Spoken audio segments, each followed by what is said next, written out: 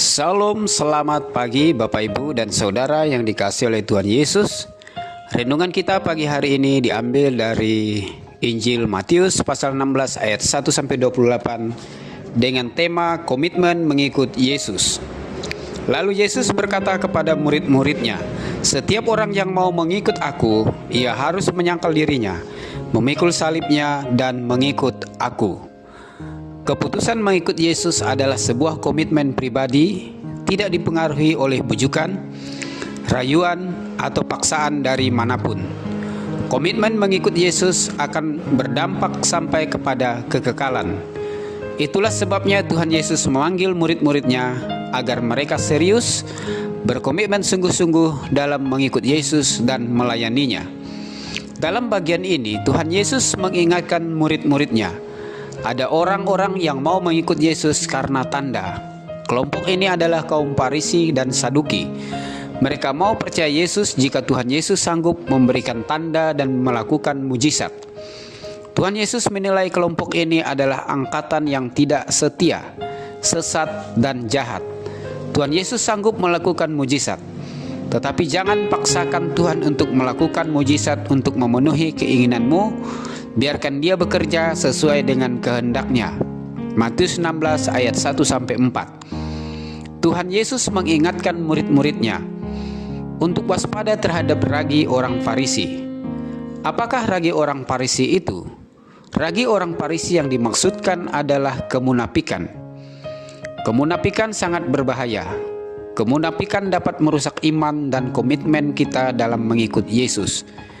Kemunafikan merasuk amat dalam hati, pikiran, dan perbuatan seseorang. Kemunafikan muncul berjubahkan agama, pelayanan, dan ibadah. Tuhan Yesus mau kita umatnya komitmen mengikut Dia dengan tulus apa adanya. Jangan tutupi dosa-dosa kita dengan kehidupan beragama, ibadah, dan pelayanan. Padahal dosa dan kejahatan kita merah bagaikan kain kermisi. Matius 16 ayat 5-12. Bisa jadi Petrus adalah murid Tuhan Yesus yang munafik.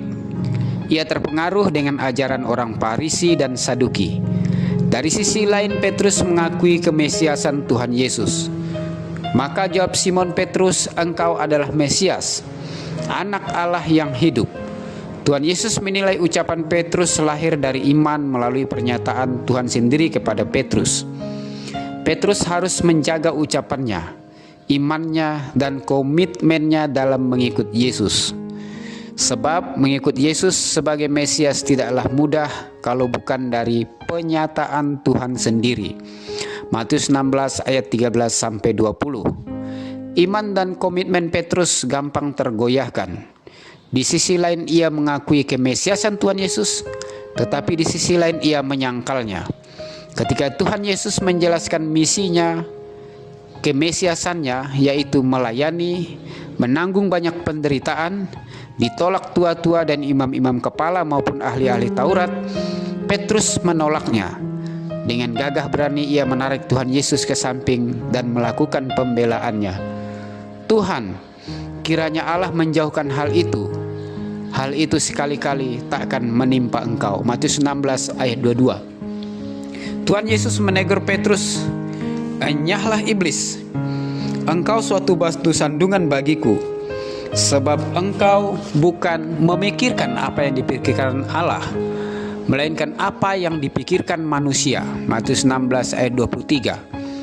Pada akhirnya Petrus menyangkal Yesus sebanyak 3 kali.